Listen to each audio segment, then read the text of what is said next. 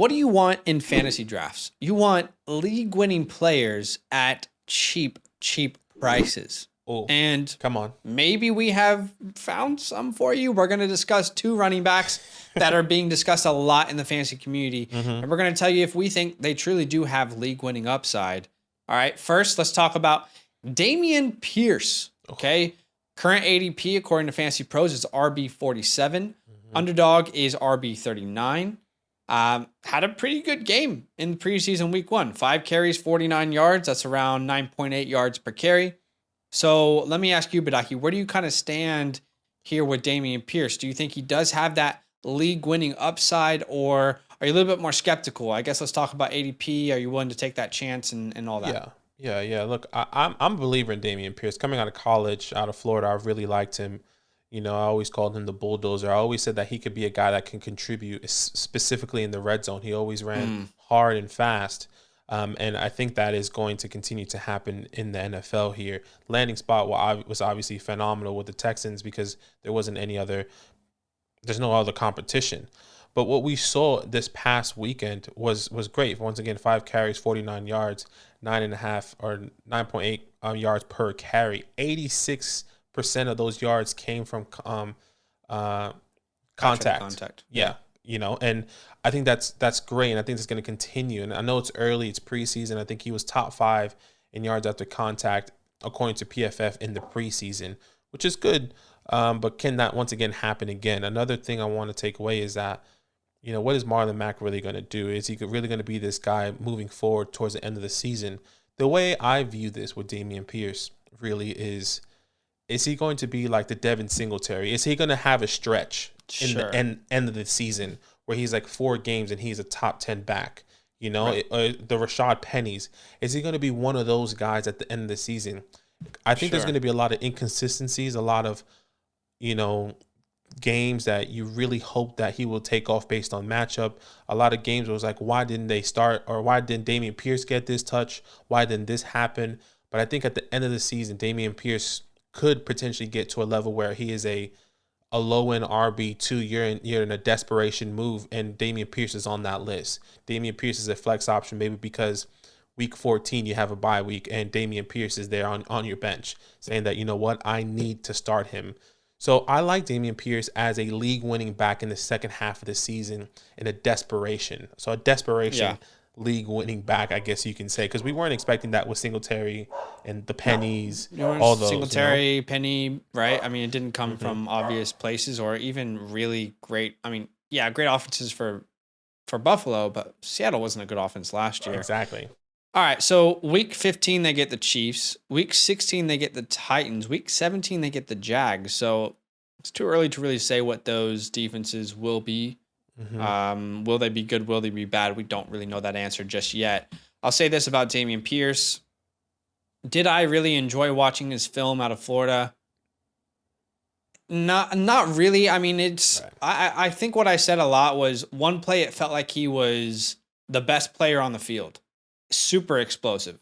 And then the next, it felt like I was watching a plank of wood trying to walk on a field. I mean, it just felt like it was, you know, it was very like back and forth, almost how we viewed Trey Sermon. It was like, oh my, like he runs with emotion sometimes, and it feels like he's better on certain plays than others. So I see the potential, but I can't sit here and say I was hyped on Dameon Pierce. I can't say that because I wasn't. He is my RB32, and he was my RB33. The only reason he's my RB32 is because someone else moved down. So I feel like RB32 is pretty high, especially compared to underdog ADP and current, you know, ADP. But I'm a real sucker for like rookies who have clear pathways. And I think, again, that's what you look at when you see Dameon Pierce. I mean, how can he be a league winner? Volume. That is, to me, that's the only way he truly can be a league winner. And you're right. It's probably not going to happen like very beginning of the season, but he could be someone that could, you know, towards the back in the stretch, either get you to the playoffs as a flex or an RB2, or have a really good part in your championship team. Like he definitely could be a part of that. Yeah. My ceiling for him this year is top 24. I do think that is like, that's truly the ceiling. More realistically, he's probably like a top 35 guy. That's probably where he ends up this year. But you're telling me his ADP right now is running back 47. Is that right? Did I read that right? Yeah. Fantasy Pros. Now, it's probably natural to anticipate that to change a little bit, right? After a pretty good performance and, people not really so high on Marlon Mack anymore. So I kind of view him as one of those guys where it's like, you know what? At his ADP, why the hell would you not take a shot on him? I'll say this. I have so much Dameon Pierce in underdog. Yeah. A lot. Yeah. And I'm hoping that it pays off for me. Yeah. So not as an athlete, but as a prospect, do I love him? Do I think he can have this second half like Jonathan Taylor did one year or David Montgomery? No, I don't think he's in that same category. But again, it's going to have to be off of volume. Agreed. Will he get a chance to be truly like the 70% workload guy in this offense? Because you can have good running backs that are on terrible teams. Like that is possible. It's opportunity based. So again, I think right now his ADP is not in a place where it doesn't scare me. Now, I have him at RB32. If the ADP starts getting too high, then I'll probably avoid him. But right now, there's just no reason to based off of ADP. It's good. But is he a league winner? I don't know. All right, let's talk about Isaiah Pacheco here. Isaiah Pacheco is our second running back who, this name is hyped around Twitter. Hyped. Current underdog. Kingdom. Yeah. Underdog ADP is RB55. His current ADP on Fantasy Pros is RB60. He played in preseason, okay? 2 attempts for 6 yards. 1 catch, 5 yards. Oh, man. I have a thought process. Okay. I have a thought process. I get you. It doesn't look amazing. Doesn't feel amazing. What did we see in preseason? Not much. But what we saw was that I do believe he is the most explosive back in this backfield. And when we really break it down, does the Chiefs really need Ronald Jones? Not saying they're going to cut him, but is his play style really needed? Is his play style a guy that hey, we can actually just utilize him for 1 or 2 plays? That's how I'm seeing Ronald Jones at the moment. And I see Clyde as a pass catching back and Pacheco somehow working into that 3-headed monster over there, whether that's Ronald Jones, Clyde, Pacheco, even Jet McKinnon, because he's there as well. How does he fit into this role? Yeah. I think, in my opinion, he could be a very, very late, maybe high-end RB3 by the end of the season. Not a guy that you're going to be confident in starting every week, but there's going to be weeks that we're saying Ronald Jones or Isaiah Pacheco. And I think with confidence, just based off talent, based off speed, based off how he can explode, I think we would go Isaiah Pacheco. I think I would. Really early. We didn't see Ronald Jones in this game in preseason, and I could be wrong. I saw he was there. Just he had like 4 carries, didn't do much. But because I saw 2 different stats. One stat saying that he didn't play, and I went to go look. I watched the game. Yeah, I went to go look to see, and I couldn't find him until I saw a stat saying that he didn't get a carry until the 3rd quarter. Yeah, I don't know what's going on there, honestly. Which means he was running with the 3s and 4s, where Pacheco was running with he was running with Mahomes. Yeah. With the 1s. Oh man. This is tough. It's confusing, right? This is confusing. This is tough. Anyways. So I rewatched the game. Clyde was on the field for most of that drive with Mahomes. The one that ended in a touchdown. I think it was 60% Clyde. I didn't actually do the math, but just rewatching every snap, it felt like 60 Clyde, 40 Pacheco, but also Jet was in there a little bit, so maybe it's more like 30 Pacheco, 10 Jet. All with Mahomes, all with the first team. All with Mahomes. Yeah, you didn't see Ronald Jones there. But look, I feel like this is we need to pump the brakes. Let's we have a couple more preseason games. Let's see what this actually looks like. Mm-hmm. We didn't see a carry for a running back on the goal line. We didn't. So you don't know who it is. Right. Look, I'll say at minimum it's concerning for Clyde owners because he wasn't in the entire drive. He didn't stay in. So at minimum it should be concerning for Clyde owners. And we didn't see Clyde get a pass attempt or a target. You did see that for Pacheco, but pump the what in the world is this Pacheco hype? I understand he can run really fast. What did he do in college? And I think that's what it is. Isaiah Pacheco in college, 4.3 yards per carry.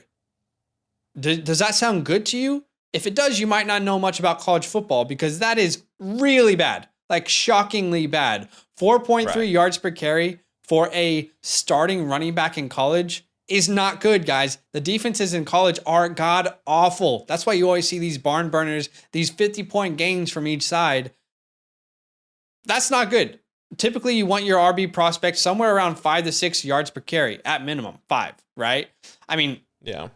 Of course, not everything is a perfect science, but 4.3 yards per carry, that is not good for someone who also, by the way, had over 110 attempts every year at Rutgers.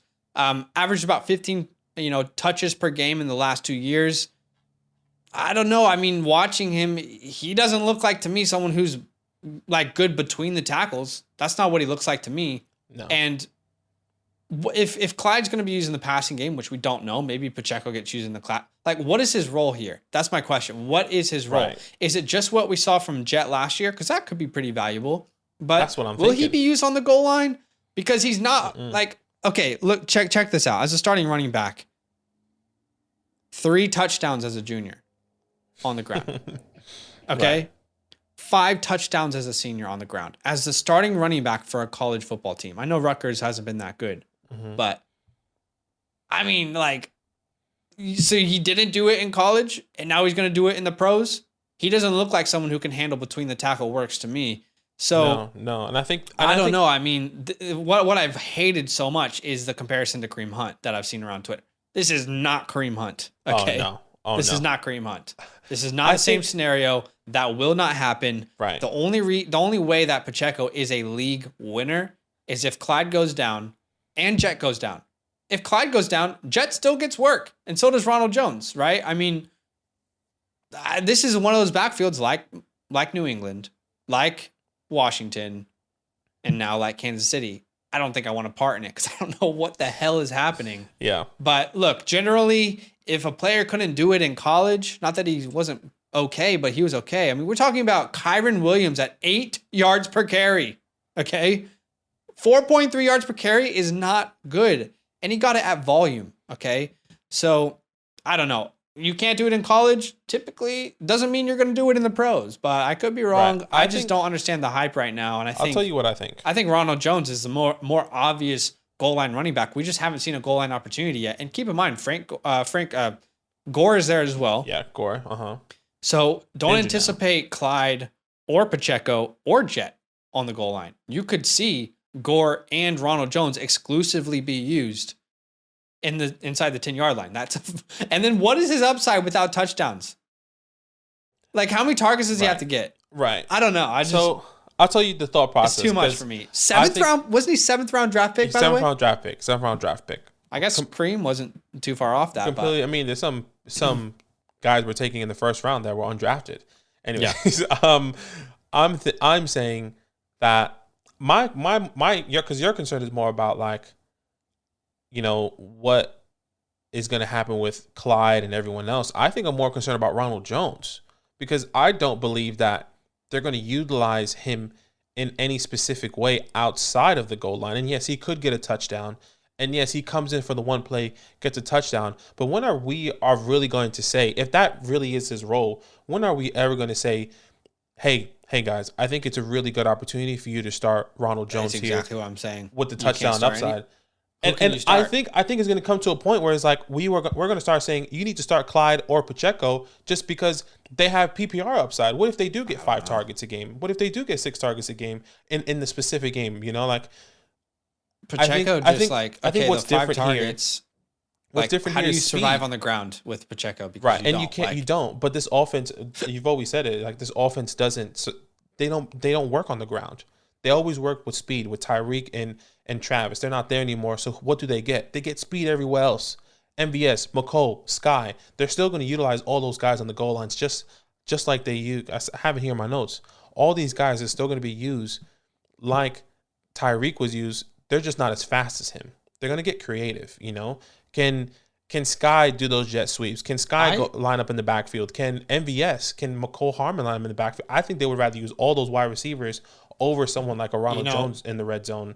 That's why a very realistic possibility here that there's no value in this backfield. Not because it's not a good offense, Mm-hmm. but think about how they were using the wide receivers. I mean, everyone gets a chance. Is what it looks like. And how You many get a car. in You get one a car. drive they shuffled in 3 running backs? I don't know. I mean, you could see this. Like, I don't know if there will be a guy. I don't know if there will be a guy. I think based off just upside, in my opinion, I think the guy with the lowest upside right now, from what I see, it feels like out of the 3 is Ronald Jones. That's how I feel. Yeah, I don't think he has the lowest upside. I would still say Pacheco feels like the lowest upside. Mm-hmm. But man, I don't want any part of this. Yeah, I don't want any part of this. I feel you. League winner? No. No. No. No. No. Wait until the end of the season. We're gonna be like, damn, Pacheco or Ronald Jones, Pacheco or Clyde. I don't know, If man. we're saying Pacheco or Ronald Jones by the end of the season, there's a problem because probably none of them are good. That's And what's gonna probably happen. shouldn't be I feel starting like, any of but them. yeah. But anyway, why don't you guys comment down below? Let us know what you think about Dameon Pierce and Isaiah Pacheco. Are any of these guys league winners? Comment down below. Yo, what's good? What Thanks up? for watching. We got a lot more videos. A lot more. If you want more videos, Watch Now, it. You can also subscribe Right now, if you want to. you need to. And lastly, don't forget that you can sign up to support the show and get exclusive content by going to patreon.com/fantasylandfam.